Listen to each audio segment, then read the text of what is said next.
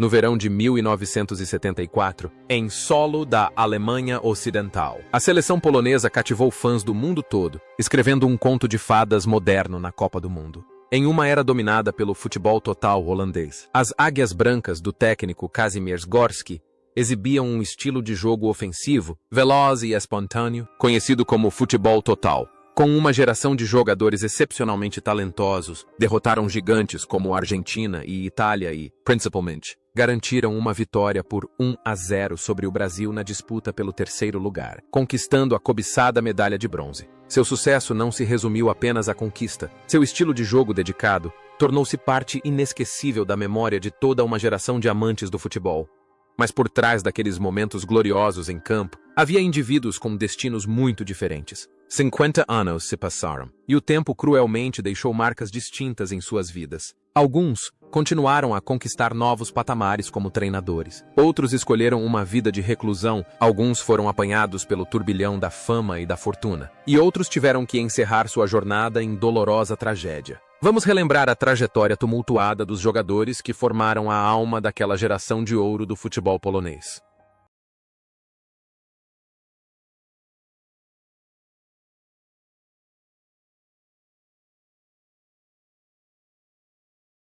Kazimierz Dejna era o general do meio-campo polonês, renomado por sua inteligência e finesse em cada movimento. Como armador e capitão, vestindo a camisa número 12 do Legia Varsóvia, ele se tornou o cérebro e o coração da equipe com apenas 26 anos. Com sua calma, visão de jogo ampla e capacidade de controlar o ritmo como um maestro, Dejna deixou sua marca com chutes potentes de longa distância e passes que destroçavam as defesas adversárias. Em 1974, ele terminou em terceiro lugar na votação da Bola de Ouro, ao lado de Johan Cruyff e Franz Beckenbauer, consolidando seu status de craque mundial.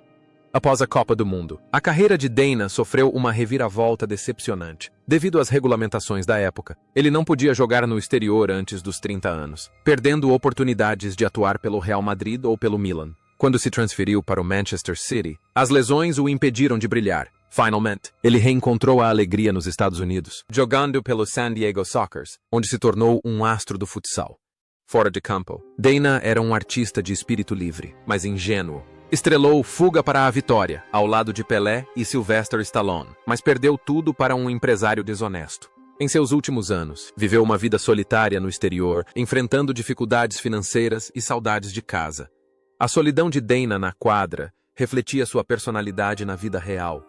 Um gênio à frente de seu tempo, porém perdido na realidade. Essa jornada terminou tragicamente na noite de 1º de setembro de 1989, em San Diego, quando ele faleceu aos 41 anos em um acidente de carro. Sua morte chocou a Polônia. Anos depois, suas cinzas foram levadas de volta a Varsóvia, onde os fãs o veneram como um ícone imortal.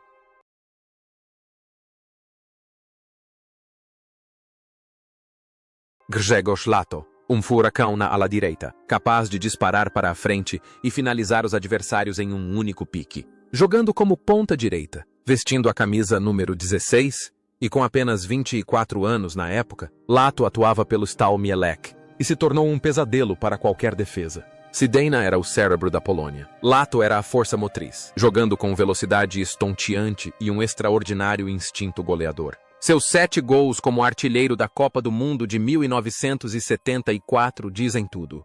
Entre eles, o momento em que arrancou do meio-campo, deixando os zagueiros brasileiros para trás, para marcar o gol decisivo na disputa pelo terceiro lugar, é uma clara demonstração da frieza, da agilidade e do faro de gol de Lato. Ao contrário do trágico fim de Dejna, Lato teve uma carreira pós-jogador poderosa e controversa. Depois de se aposentar do futebol no México e no Canadá, ele retornou à Polônia e iniciou uma carreira política. Ele atuou como senador. No auge de sua carreira, foi eleito presidente da Federação Polonesa de Futebol, PZPN.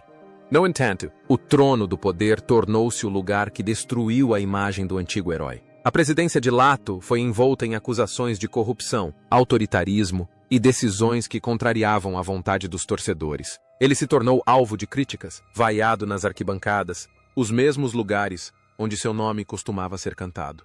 O contraste entre Lato, o jogador, e Lato, o político, é um grande paradoxo.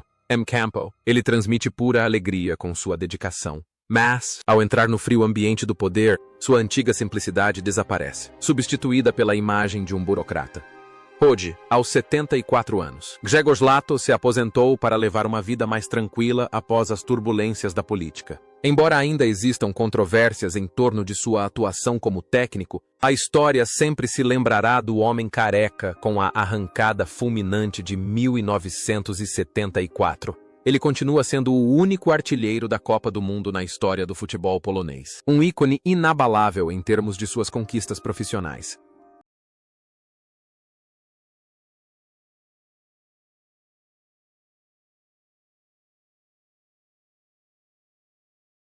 Robert Gadocha, o mágico da ala esquerda, que transformava cada movimento em um espetáculo hipnotizante. Jogando como ponta esquerda, vestindo a camisa número 18, e aos 28 anos, o auge de sua carreira, Gadocha atuava pelo Legia Varsóvia e foi rapidamente reconhecido pelos especialistas como o melhor ponta esquerda do campeonato naquele ano. Seu drible deslumbrante e cruzamentos precisos forneciam um suprimento infinito de bolas para o ataque polonês. Gadocha era um jogador discreto, mas extremamente perigoso, que fazia a diferença de uma forma que os adversários só percebiam quando já era tarde demais. A vida de Gadocha, após o torneio, foi uma história repleta de mistério e escândalo. Ele foi um dos primeiros jogadores a deixar a Polônia rumo à França, Nantes e, posteriormente, aos Estados Unidos. No entanto, sua reputação foi manchada por uma acusação histórica.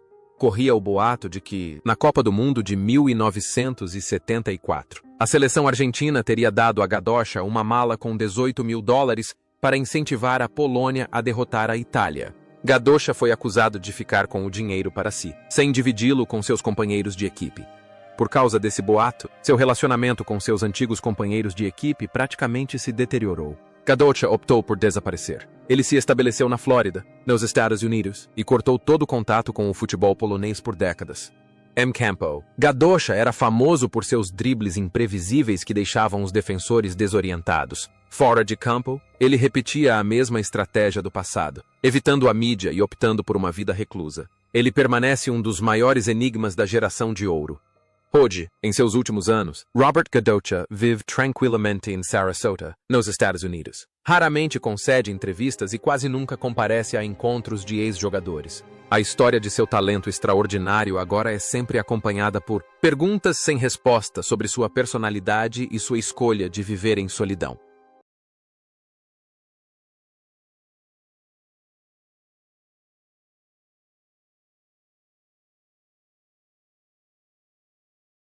Jan Tomaszewski chegou à Copa do Mundo de 1974 com o apelido sarcástico de "o palhaço das luvas", dado a ele pela imprensa inglesa.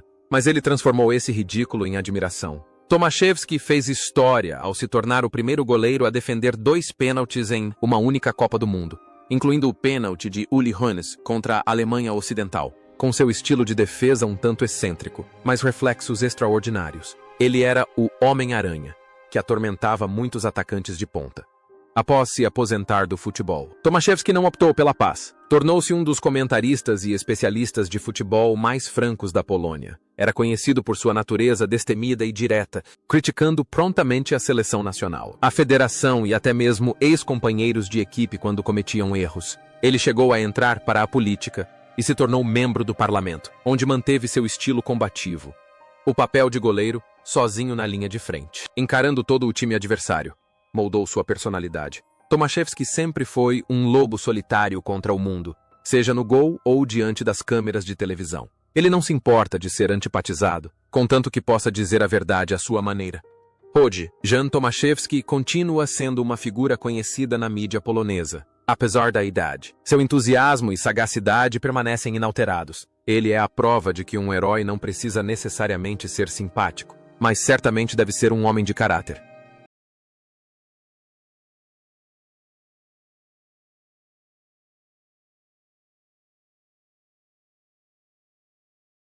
Henryk Kasperczak, o guerreiro silencioso do meio-campo. A base sobre a qual todo o sistema ofensivo da Polônia funcionava perfeitamente. Jogando como volante, vestindo a camisa número 13 e com apenas 27 anos na época, Kasperczak atuava pelo Stal Mielec e personificava o papel de trabalhador incansável no esquema tático da equipe. Zdejna era o artista que inspirava o ataque. Kasperczak era o pulmão diligente e incansável que resolvia todos os problemas no meio-campo. Sua resistência, disciplina e desarmes precisos se tornaram a base sólida que permitiu que os craques do ataque brilhassem.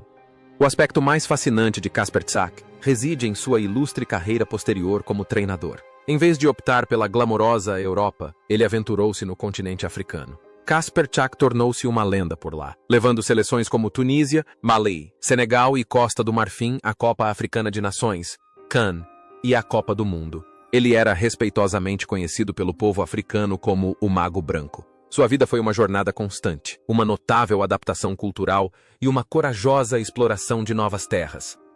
Campo. Ele era um servidor silencioso de seus companheiros de equipe. Em sua carreira como treinador, continuou sendo um mentor dedicado, cultivando talentos do futebol africano para que alcançassem o cenário mundial. Kasperczak personifica o trabalho árduo e uma visão internacional. Hoje, Henryk Kasperczak desfruta da sua aposentadoria após viajar pelo mundo. Ele é respeitado tanto na Polônia quanto na África como um embaixador do futebol, que levou as filosofias do futebol do leste europeu a terras distantes.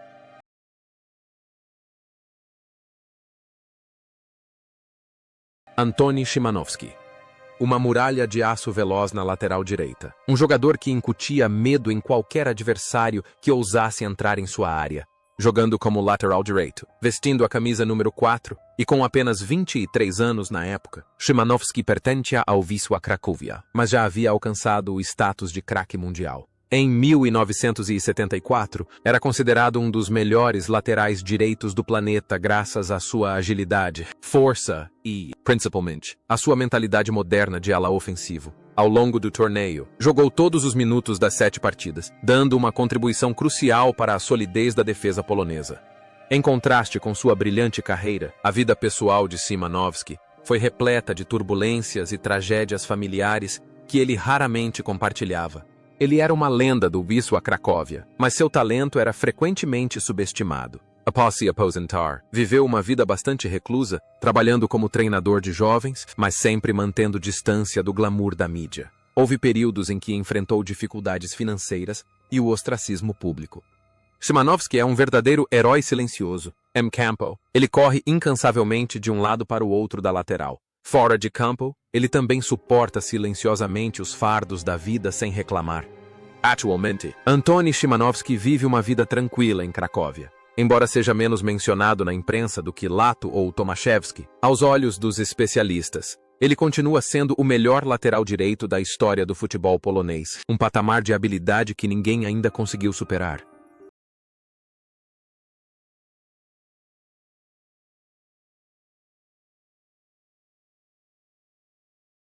Andrzej Szarmach, o diabo do ataque polonês, que entrava em campo com um cabelo comprido e rebelde e um estilo de jogo que realmente aterrorizava os adversários. Jogando como atacante, vestindo a camisa número 17 e com apenas 23 anos na época, Szarmach atuava pelo Górnik Zabrze, mas rapidamente se tornou a maior revelação do torneio, de uma opção no banco de reservas. Ele explodiu com 5 gols, o segundo maior artilheiro, atrás apenas de Lato, graças à sua superioridade no jogo aéreo e à ferocidade em cada dividida na área. Seu estilo agressivo e tenaz, aliado ao espírito destemido, fizeram de Szarmach um pesadelo para qualquer defesa.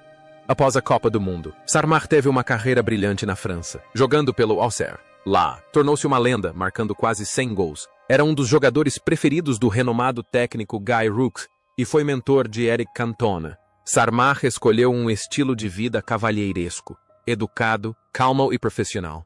Hoje, Andrzej Szarmach vive recluso na França. Ele tem enfrentado alguns problemas de saúde e raramente aparece em público. No entanto, sempre que o Diabo, de 1974, é mencionado, os fãs ainda se lembram de um assassino com rosto angelical e cabeçadas estrondosas.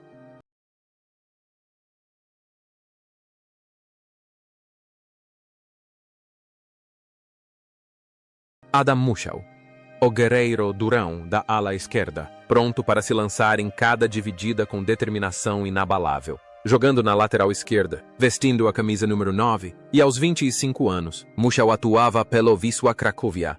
Era um símbolo de espírito de luta feroz. Ele é famoso pelo cartão vermelho que recebeu na semifinal encharcada contra a Alemanha Ocidental. Um momento que mostrou que sua paixão às vezes ultrapassava os limites. Mesmo assim, Musiał sempre foi visto como um zagueiro de aço, pronto para fazer o que fosse preciso para proteger o gol polonês. Fora de campo, Musiał era o brincalhão da equipe, sempre arrancando risadas dos seus companheiros. Após se aposentar, tornou-se um treinador dedicado e administrador de estádio. Sua vida foi marcada pelo carinho de amigos e colegas, graças à sua personalidade franca e direta e ao seu coração generoso. Mas esse riso se dissipou. Em novembro de 2020, Adam Musiał faleceu aos 71 anos. Sua morte deixou um grande sentimento de perda para a geração de ouro, como se tivessem perdido um irmão muito querido. Ele partiu, levando consigo as lembranças de suas entradas aguerridas e de uma juventude gloriosa.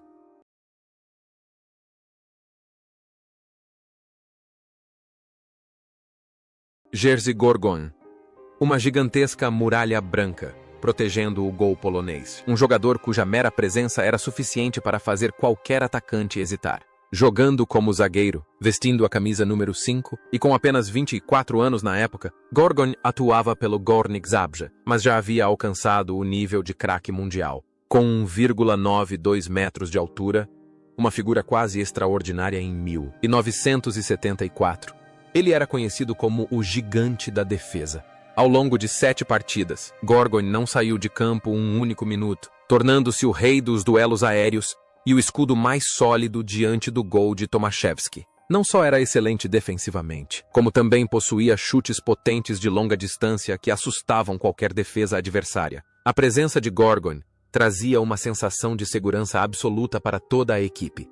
Longe dos aplausos da Copa do Mundo, a vida de Gorgon tomou um rumo extremamente reservado. Depois de se tornar uma lenda no Górnik Zabrze, ele se mudou para a Suíça para jogar pelo St. Gallen em 1980. O ambiente tranquilo da Suíça pareceu combinar perfeitamente com sua personalidade, tanto que ele decidiu se estabelecer lá permanentemente após se aposentar. Gorgon se distanciou completamente do futebol polonês. Recusou quase todos os pedidos de entrevista, não participou de reality shows, nem trabalhou como comentarista como seus companheiros de equipe.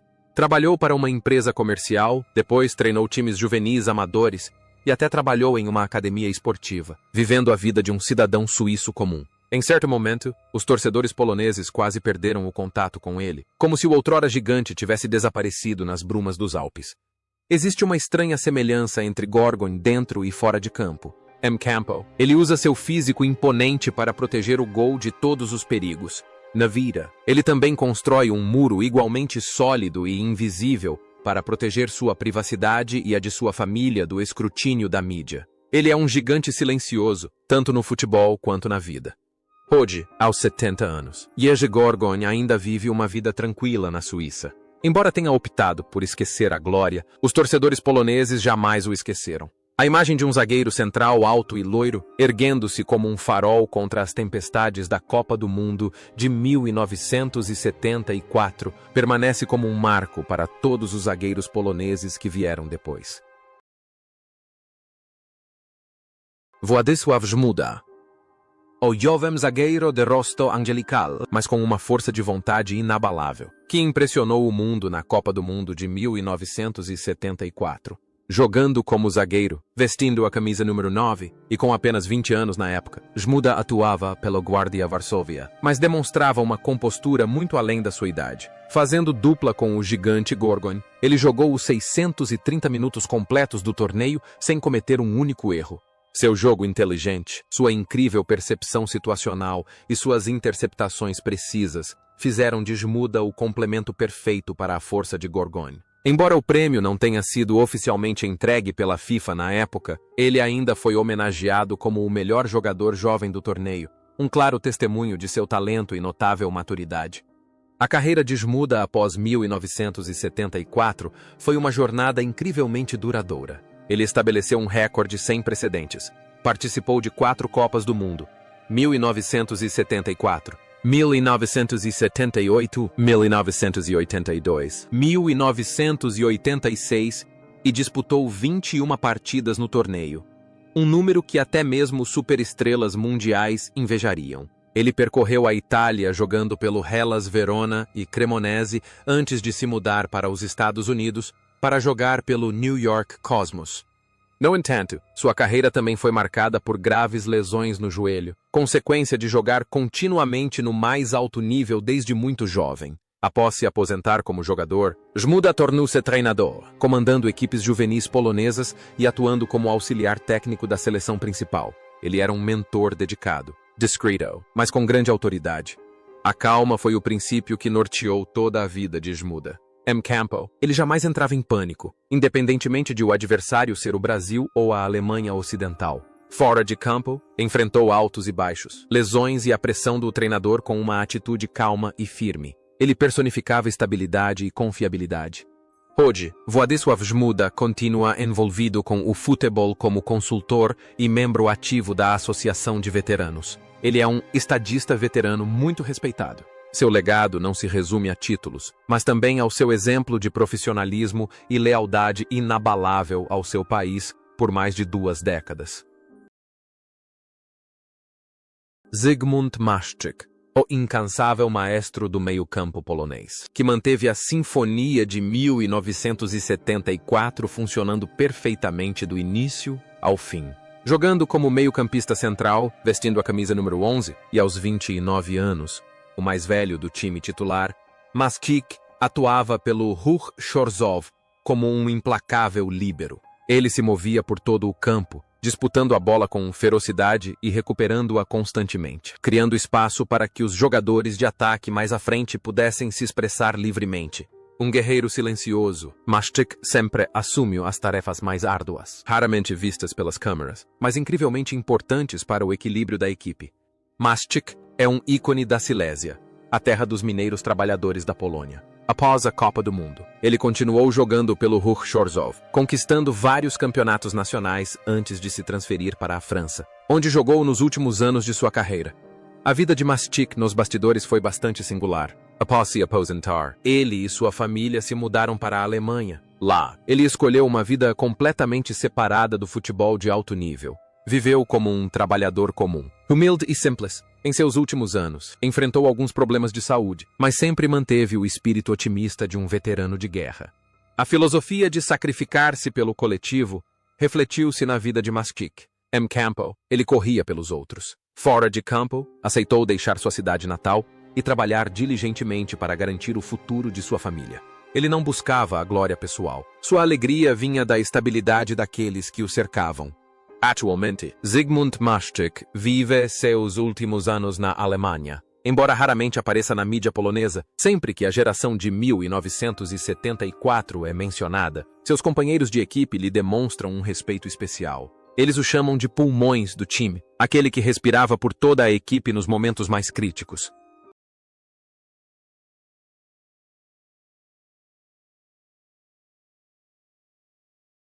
Leszław Ćmikiewicz, um jogador estratégico que entrava em campo vindo do banco, sempre surgindo no momento certo para mudar o rumo da partida, de acordo com os planos do técnico Kazimierz Górski.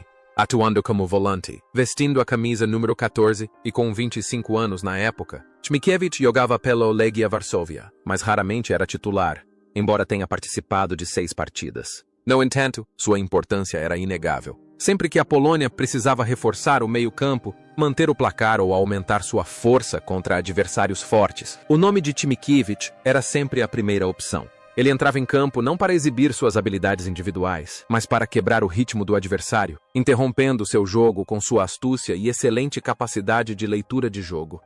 Ao contrário de muitos de seus companheiros de equipe que optaram por se aposentar, Ćmikiewicz, após se aposentar, tornou-se um dos representantes mais ativos da geração de ouro. Ele se dedicou profundamente ao treinamento, atuando como assistente de seu antigo mentor, Górski, e posteriormente liderando a equipe olímpica polonesa. Além de sua expertise profissional, Ćmikiewicz é um orador extremamente eloquente e um pensador perspicaz. Ele aparece frequentemente na mídia, participa de atividades sociais e atua como um guardião da chama da memória para a equipe.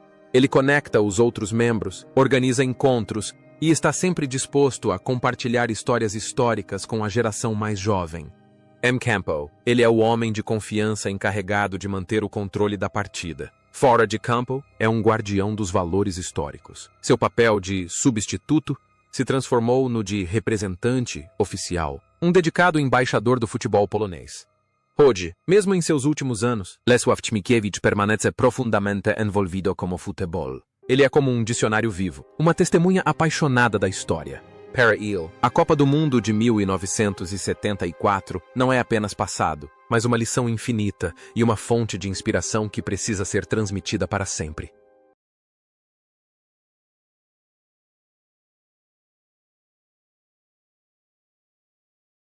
Jan Domarski, o herói de Wembley, o símbolo do espírito que levou a Polônia à Copa do Mundo de 1974 com um gol histórico que enlouqueceu toda a nação. Jogando como atacante, vestindo a camisa 10, e aos 27 anos, Domarski atuava pelo Stal Mielec e chegou ao torneio em grande estilo. No entanto, na fase final, a ascensão do jovem talento Andrzej Sarmach o obrigou a aceitar um papel de reserva. Mesmo assim, Domarski jamais demonstrou qualquer insatisfação, disputando apenas 3 partidas. Totalizando 122 minutos em campo, ele sempre entrava com absoluto entusiasmo, segurando a bola, fazendo arrancadas, criando espaço para Lato ou Sarmach brilharem. Domarski é um testemunho vivo de profissionalismo, sacrifício e lealdade às cores de seu país. A carreira de Domarski em clubes esteve intimamente ligada à era de ouro do Stal Mielec, onde ele e seu companheiro de equipe, Grzegorz Lato, formaram uma parceria formidável, ajudando o time provincial a conquistar o campeonato polonês 2 vezes. Posteriormente, ele jogou na França, Nîmes Olympique e nos Estados Unidos. Em nítido contraste com a glória do seu gol em Wembley, a vida cotidiana de Domarski é notavelmente simples. Ele é quieto, reservado e tão humilde que é difícil acreditar que um dia foi o homem que causou tanta dor à Inglaterra. Após se aposentar, retornou à sua cidade natal, Rzeszów, onde treinou times locais e regionais. Vive longe dos holofotes da mídia, cumprindo com alegria seu papel de avô e pai. Domarski personifica o princípio de conhecer a si mesmo e conhecer o adversário. Em campo, ele sabe quando recuar e deixar seus companheiros brilharem. Na vida, ele nunca se acomoda com as conquistas. Para ele, o gol em Wembley é uma bela lembrança, mas não algo que justifique exigir tratamento especial. Ele é um verdadeiro herói humilde. Hoje, aos 80 anos, Jan Domarski vive uma vida saudável e tranquila em Rzeszów. Ele ainda é frequentemente convidado para eventos comemorativos, mas nunca fala muito sobre si mesmo. Ele é um símbolo vivo, que nos lembra que, às vezes, a pessoa com maior mérito não é necessariamente aquela que esteve sob os holofotes por mais tempo.